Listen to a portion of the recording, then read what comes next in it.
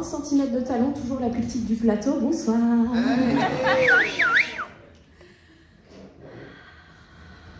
Qui était là en mars? Yep. Merci. Oh bah. C'est bien. Je racontais ma rupture, c'était pas très joyeux. Donc je suis là pour ramasser les morceaux, mais limite, je préfère qu'on ait évacué les corps, pour être très franche.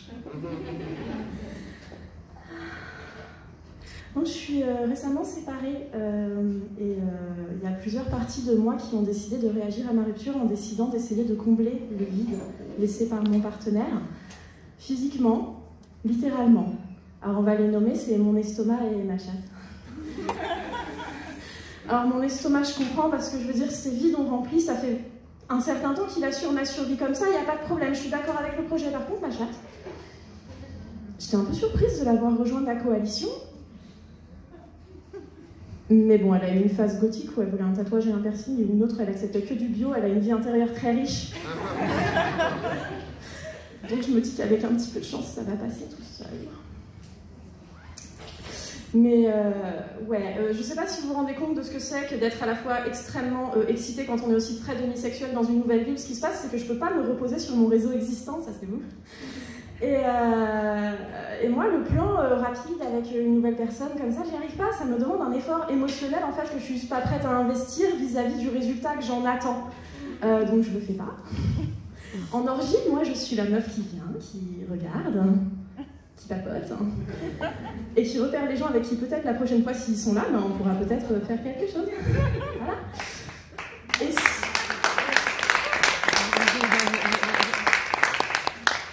Et si vous vous demandez, mais qui sont ces organisateurs d'orgies incompétents qui continuent à inviter cette meuf, je tiens à vous dire que comme je suis la première au lit, je suis aussi la première réveillée, c'est donc moi qui prépare le petit-déj.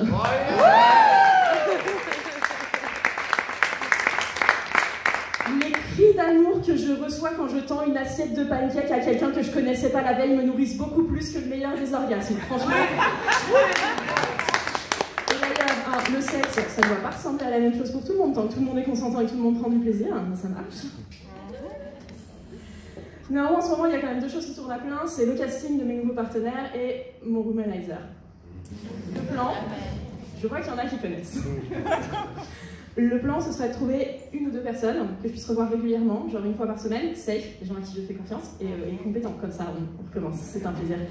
Et bon, 3 éventuellement, je dirais pas non. 4 max. Et il faudrait que je les trouve avant que l'équipe du D-Womanizer me lâche, parce que je sens que le temps de vie de la batterie est de plus en plus court, et j'avoue que je commence à développer une certaine angoisse.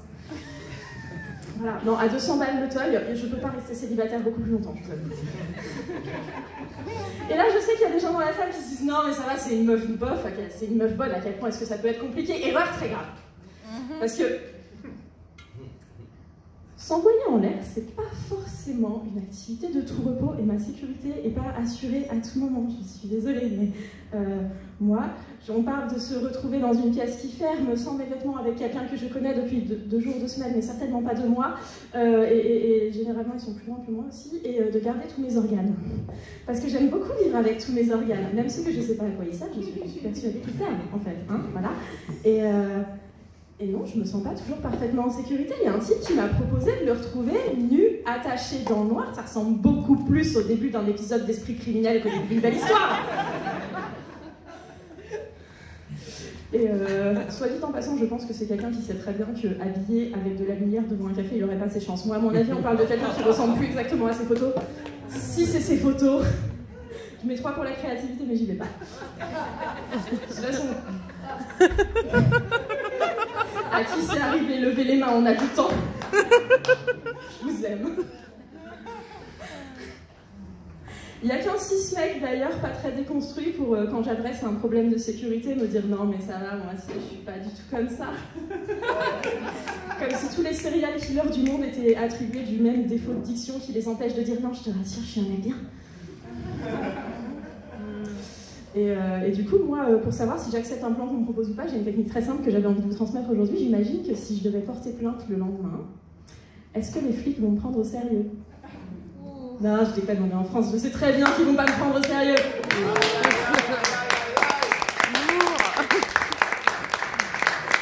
Ça, c'était la parenthèse à câble et je vais revenir au vif du sujet.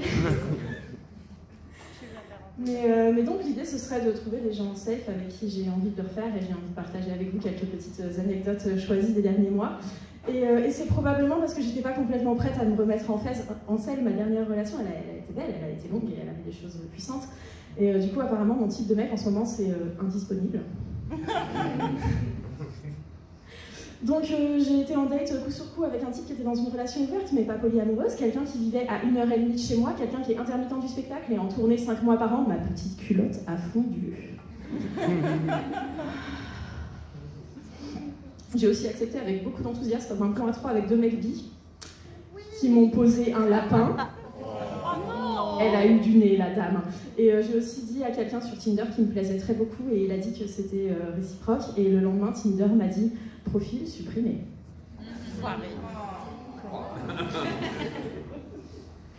Et j'ai aussi eu mon lot de papas divorcés qui sont disponibles qu'1 semaine sur 2. C'est là que j'ai su que j'avais pris de l'âge. Mais rassurez-vous, toujours super fraîche, je n'ai aucun doute sur la question. En témoigne cette relation brûlante de 4 jours avec un type de 25 ans qui croyait que j'en avais 28 pendant que moi je croyais que c'était un trentenaire avec une babyface. Wow. Ne draguez pas en dehors des apps, c'est périlleux.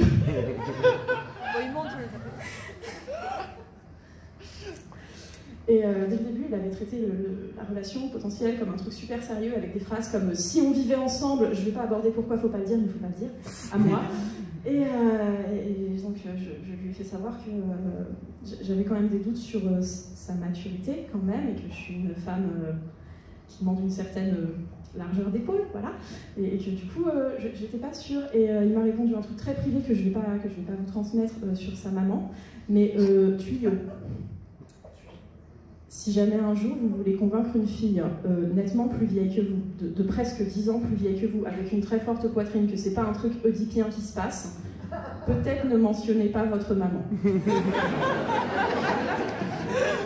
Voilà, je pense que la bonne technique pour mettre la main sur une MILF, c'est pas... Non, voilà. J'ai aussi découvert mon nouveau statut de MILF, je suis pas encore complètement à l'aise avec le truc, donc je propose qu'on ne rigole pas à cette blague. Voilà, merci. Mais vraiment, la recherche est sérieuse, c'est-à-dire que, vous savez, la compétence, c'est vraiment pas donné. Moi, je pense d'ailleurs que c'est pour ça qu'il y a autant de meufs qui sont branchées tarot, astrologie, lecture d'aura, parce que les carreaux orgasmiques, c'est toujours une chose, en fait, et on en a marre. Je veux dire, la vie est pleine d'incertitudes. Moi, j'en peux plus. Personne n'a envie de s'arracher à notre canapé et la dernière saison de Bridgerton pour aller se faire mal baiser. Amen.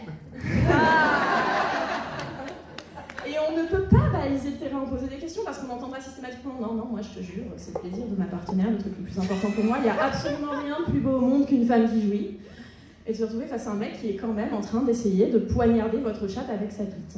Ou pire, quelqu'un qui essaye mais qui n'arrive pas. Ah, c'est terrible. Ouais. Oh putain, je suis désolée, ça n'arrive jamais.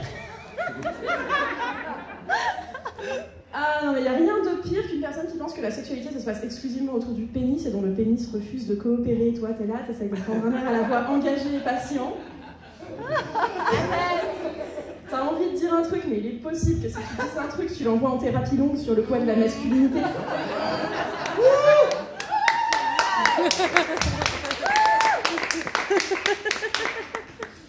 Ma compassion est sans limite, mais ma patience en a.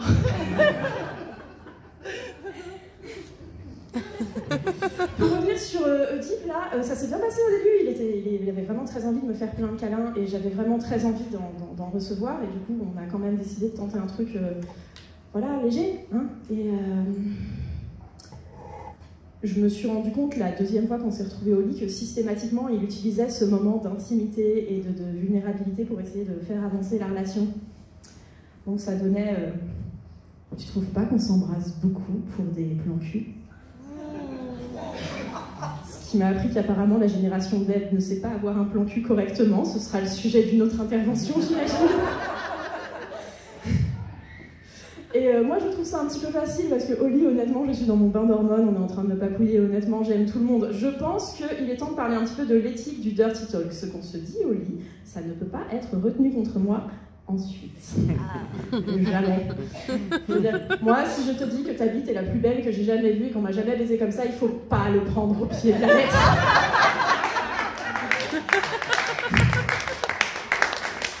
Mais de la même façon, je veux dire ma bienveillance va dans les deux sens. Ce recul s'apporte aussi à moi. Si quelqu'un me dit je t'aime au lit, moi je réponds systématiquement tu aimes ce que je te fais. Voilà, faites comme moi, désactivez les bombes. Merci.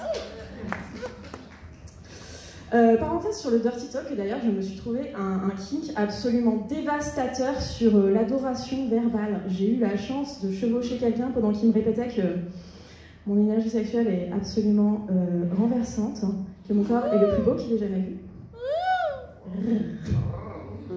Que ma chatte est tellement puissante que je n'ai jamais vu ça, et qu'en gros avec mon énergie sexuelle on pourrait alimenter une ville de petite taille.